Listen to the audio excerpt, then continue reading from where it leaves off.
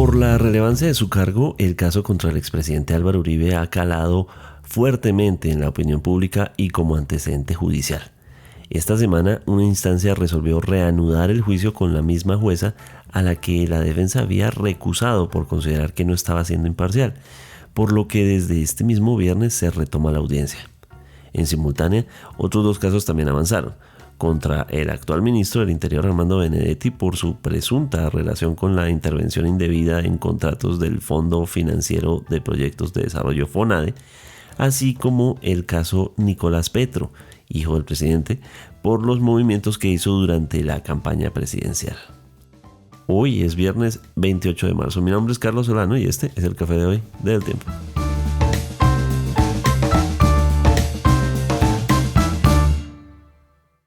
El Tiempo es un medio aliado de The Trust Project. Luego de una semana de que se congelara el juicio contra el expresidente Álvaro Uribe, la primera vez que se adelanta un caso similar contra un expresidente de la República por los cargos de soborno, delitos de soborno, fraude procesal y manipulación de testigos, según la Fiscalía, pues la Corte Suprema había dado la orden de congelar este juicio en la medida en que la jueza Sandra Liliana Heredia había sido recusada por la defensa del expresidente, considerando que por la forma en que estaba abordando el caso no estaba siendo imparcial. Este jueves el juzgado 55 de conocimiento de Bogotá rechazó la recusación y consideró que la jueza que lleva el caso debe seguir adelante. ¿Qué significa esto en este punto? ¿Por qué ocurre? Y cómo ha reaccionado también la defensa. Estamos con Carlos López de la redacción Justicia del Tiempo para ver este caso y luego hablaremos de más casos que tuvieron desarrollos durante esta semana. Bienvenido, Carlos. Hola, un saludo a todas las personas que nos siguen en esta nueva oportunidad para encontrarnos. Carlos, gracias por invitarnos. Y como usted bien dice, este ha sido claramente el caso judicial, no solamente del año, sino de los últimos años, el que tiene abierto desde 2018 el expresidente Álvaro Uribe Vélez por 3 delitos que le acusó la Fiscalía, en los cuales él se ha declarado inocente, que son fraude procesal, soborno en la actuación penal y uno muy conocido como manipulación de testigos. Lo que acaba de acontecer es que la juez 55, un penal de conocimiento, una juez de Palo Quemado, resolvió la acusación que se había interpuesto por parte de la defensa del expresidente, encabezada en el abogado Jaime Granados, en contra de la jueza que lleva el grueso del caso, que lleva el juicio, por así decirlo, que es Sandra Liliana Heredia. Para Uribe y para su abogado, la jueza Heredia ha actuado de manera irregular, ha vulnerado algunos de sus derechos, y la juez 55 tenía la tarea de resolver si eso era cierto o si, por lo contrario, no era así. Luego de varios días de espera, se decidió, voy a retomar otra vez porque pitaron por acá.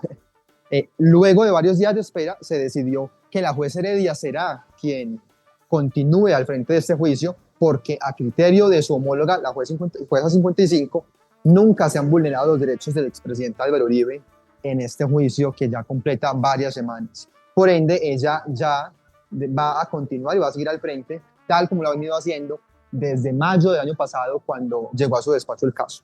Llama la atención que este caso en el que la opinión pública está tan pendiente, pues también genera muchas suspicacias, ¿no? El hecho de que un expresidente se ha llevado a juicio puede hacer pensar que va a hacer tomar privilegios de su condición de expresidente para influir de alguna forma. Pero así como fue escuchada la recusación y en algún momento el abogado Granados dijo esto marca un hito en la justicia, en el proceso, pues también le ha dado curso a esa recusación y ha dado, se podría decir, las garantías a las partes, ¿no? Así es, Carlos, y de hecho, como usted lo dice, en su momento, el abogado Jaime Granados consideró un hito que la Corte Suprema hubiera suspendido el juicio mientras se estudiaba la recusación. Para él fue un logro de la Corte Suprema que le hubieran reconocido ese derecho que tenía su cliente de por lo menos le acepten la revisión de esa recusación. Y así también lo retomó la jueza Laura al momento de decidir la recusación. Dijo, ha sido el proceso garantista e incluso ha llegado hasta la Corte Suprema, hasta el Tribunal de Bogotá, y por eso no se puede hablar de vulneración de derechos. Por el lado de la representación de víctimas, nosotros hablamos con el penalista Miguel Ángel del Río, quien dijo que para ellos pues, es un logro que se haya mantenido a la jueza Heredia, porque al criterio de las víctimas, pues nunca se han vulnerado derechos. Entonces, están esas dos partes, tanto Granados ha dicho que ha sido un hito, por lo menos que la Corte Suprema se haya pronunciado y haya conocido de este caso, y también por el lado de las víctimas se ha dicho que pues se ha obrado en derecho al mantener a Heredia en este caso. ¿Qué ha dicho la defensa del expresidente Uribe, que estaba esperando que se cambiara a la jueza que lleva el caso? Carlos, nosotros hablamos con el abogado Jaime Granados, quien reaccionó diciendo que no era la decisión que él esperaba, porque para ellos la jueza no ha sido garantista, pero que pues claramente la va a acatar al ser una orden judicial y al haber sido una juez independiente, imparcial, la que la haya proferido. De acuerdo, y en este punto y lo que ha dicho la defensa es la celeridad que lleva el caso la jueza. Es decir, ya anunció que retoman la audiencia este mismo día, el día de hoy, viernes 28 de marzo. Es decir, eso ha sido uno de los temas que precisamente la defensa ha señalado como que sospecha que no hay imparcialidad, esa celeridad en la que se lleva el caso. Llama muchísimo la atención, Carlos, como usted lo dice, porque nos decía el abogado Jaime Granados que apenas se resolvió la recusación, a los pocos minutos le entró un correo en el que le dicen básicamente a la jueza Heredia, ya que me dieron la razón, mañana vamos a continuar. ¿Qué viene ahora en el caso, Carlos? Y lo pregunto porque aún con esa celeridad existe la posibilidad de que el caso precluya. ¿Cómo va en cuanto a tiempos?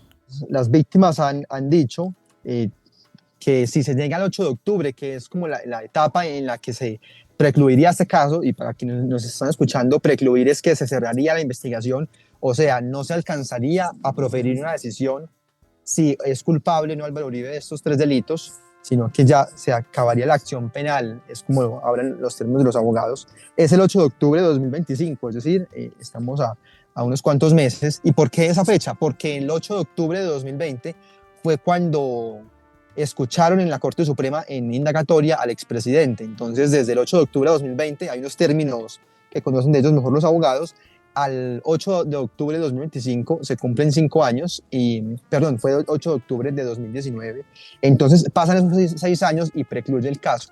Que viene, seguramente no va a ser el 8 de octubre, porque, y es muy importante aclararle a la audiencia esta fecha, porque se tiene siempre ese radar de que es el 8 de octubre, pero ¿qué pasa? Como la jueza 55 estaba estudiando la recusación por orden de la Corte Suprema, hubo unos días, más o menos 8 días calendario, en los que los términos se suspendieron. Entonces ya no va a ser el 8 de octubre, sino que esos 8 días hay que añadírselos al 8 de octubre y sería más o menos el 17 o el 16 de octubre cuando precluya el caso, porque como esos fueron los días en los que la jueza se demoró estudiando la recusación, se tienen que sumar al final de lo establecido ya por la ley, que es el 8 de octubre. Entonces seguramente no va a ser el 8 de octubre, sino que va a ser el 17. Y ha habido también un debate alrededor de eso, porque las víctimas han alegado que se han dado a lo largo de estos años maniobras dilatorias por parte de la defensa de Uribe, y la defensa de Uribe, como nos lo ha dicho varias veces, cree que no es así, porque quienes pidieron un cambio en el sistema penal con el que se estaba judicializando a Álvaro Uribe fueron las víctimas. Entonces, al haber un cambio, se pasó de una prescripción de que iba hasta 2030 y se redujo a 2025 por una petición que dice la defensa de Uribe, y la hicieron las víctimas en su momento. Entonces, Granados lo que siempre ha dicho, no es por la culpa nuestra, sino por la culpa no la culpa, pero sí como por petición de las víctimas, que este juicio podría precluir más adelante que 2030. Al mismo tiempo se produce otro caso que es el de FONADE y que involucra al actual ministro del Interior, Armando Benedetti. ¿Cómo va ese tema? ¿Cómo va ese caso que llega justo en un punto en el que Benedetti es el alfil del gobierno para llevar adelante, si las cosas siguen así, o negociaciones con el Congreso para llevar adelante las reformas o llevar adelante la consulta popular? Así es, Carlos, pues hace unos días se conoció, hace varias semanas ya, que el actual ministro del Interior va a ser llamado fue llamado a juicio por uno de los casos más sonados que él tiene en contra. Recordemos que en contra de él hay procesos tanto en la Fiscalía como en la Corte Suprema, y uno de los más connotados ha sido el caso Fonade, a la par de incluso las versiones que se ha dicho sobre la financiación de la campaña Petro Presidente, en la que se conocieron unos audios de unos 15 mil millones de pesos, él hablando con Aura Sarabia. El caso Fonade siempre ha sido uno de los que más se ha llevado o más conocidos en contra de Benedetti. Ese caso está en la sala de instrucción y la decisión de la Corte hace unas semanas fue de decirle, por las irregularidades que pudo haber en la contratación de este fondo, pues vamos a llevarlo a juicio. La defensa de él, encabezada en el penalista David Benavides, lo que dijo fue, intentó meter un recurso, por así decirlo, para frenar ese llamado a juicio, pero finalmente la Corte se ratifica y dice que no hay razones para suspender ese llamado a juicio, y que por ende tiene que ser el ministro el que responda ante la sala de primera instancia de la Corte Suprema en sede de juicio, donde digan finalmente los magistrados si es o no culpable por este caso connotado de Armando Benedetti. ¿Podría generar en algún momento alguna inhabilidad para el actual ministro del Interior en caso de que siga avanzando el tema? Por el momento, Carlos, hasta que él no sea declarado por un juez, en este caso por la magistratura de la Corte Suprema, culpable, no va a estar inhabilitado. Recordemos que como a todo ciudadano, independientemente del tinte político que sea, si es del gobierno o no, siempre se mantiene presente la presunción de inocencia. Entonces no va a quedar inhabilitado así él sea llamado a juicio. Claramente eso tiene un costo político del cual también se puede hablar, y es un ministro o actual ministro en un juicio respondiendo a los estados judiciales, ¿cierto? Pero él no puede, digamos, no está inhabilitado per se por el llamado a juicio. Él puede seguir sus labores, claramente, mientras responde en el juicio, y jurídicamente, digamos, no estaría. Ya si se encuentra que es culpable, depende de la condena que eventualmente emite la Corte Suprema, pues a veces viene se dice los años de pena, y también se dice inhabilitado por la condena, inhabilitado por tantos años, a no ser también de que la Procuraduría, como ente disciplinario, pues decida así inhabilitarlo, y bueno, en primera instancia, segunda instancia, eso es otra cosa, pero por el momento eso no ha pasado. Y finalmente también hubo anuncios sobre el caso Nicolás Petro, hijo del expresidente Gustavo Petro, y que de los que sabemos en estos días también hay promesas de que Daisuris Vázquez hable en el juicio. ¿Qué sabemos? ¿Qué hay nuevo sobre este caso? Bueno, Carlos, en el caso de Nicolás Petro, el hijo mayor del presidente Gustavo Petro, él está en una preparatoria de juicio, y la preparatoria, como bien lo puede dar a intuir la misma palabra, estamos como en la antesala a lo que sería un juicio oral. Y en esa antesala lo que está haciendo la fiscal Lucy Laborde, quien se fue a vivir incluso a Barranquilla para concentrarse allí ante el juzgado que queda en esa ciudad, y como que no dispersarse, por así decirlo, sino más bien darle todas las garantías. Lo que está haciendo ella es decirle al juez Hugo Carbonó la cantidad de elementos probatorios, la cantidad de pruebas, la cantidad de testimonios, de documentos que quiere que sean tenidos en cuenta en el juicio. Entonces lo que está haciendo es enlistando, y hemos venido escuchando a lo largo de esta semana varios nombres, ya muchos conocidos por la ciudadanía, como los de Gabriel Ilzaca, como el de Samuel Santander López Sierra, como el de Day Vázquez, como el de Armando Benedetti incluso, en los que la fiscalía ha dicho: señor juez, permítanos que este nombre venga como testigo y declare en el juicio. Y así ha venido enlistando, y si quiere hablamos un poco de a quienes ha nombrado en los últimos días la fiscal. Claro que sí, adelante, Carlos. Pues en las últimas horas, de hecho, mencionó la fiscal, por ejemplo, Carlos, que quiere que el actual ministro, precisamente de quien hemos venido hablando, Armando Benedetti, esté presente como testigo de la fiscalía en el juicio contra Nicolás Petro. También es un nombre llamativo, y la fiscalía hizo referencia a que él podría dar a conocer qué encuentros de carácter político, de carácter de apoyo a campañas tuvo con Nicolás Petro hace un par de años. También se llamó claramente a Gabriel Ilzaca y a Samuel Santander López Sierra, quienes serían los que le dieron cerca de 1.000 millones de pesos entre los dos a Nicolás Petro para que la campaña de su papá en 2022, del actual presidente Gustavo Petro, y la tesis de la fiscalía, como bien hemos contado desde siempre, es que esa plata no habría llegado a la campaña, sino que, contrario a ello, tanto Nicolás Petro como su expareja Day Vázquez se los habría embolsillado, por así decirlo, y se habría enriquecido ilícitamente. Ellos también van a ser parte de ello, también van a estar el congresista Ahmed Escaf, el empresario Cristian Daes, Camilo Burgos, también que es pariente de Nicolás Petro. Ellos van a hacer, si el juez lo acepta, van a desfilar, por así decirlo, en los próximos meses por el juzgado segundo especializado de la ciudad de Barranquilla, a cargo del juez Hugo Carbonó. Entonces, por el momento estamos escuchando varios nombres, varias pruebas que en resumidas cuentas la Fiscalía quiere incorporar para la teoría del caso que ellos tienen, y es que se habría enriquecido ilegalmente Nicolás Petro y que habría lavado activos por cerca de 1.054 millones de pesos que no tiene cómo justificar.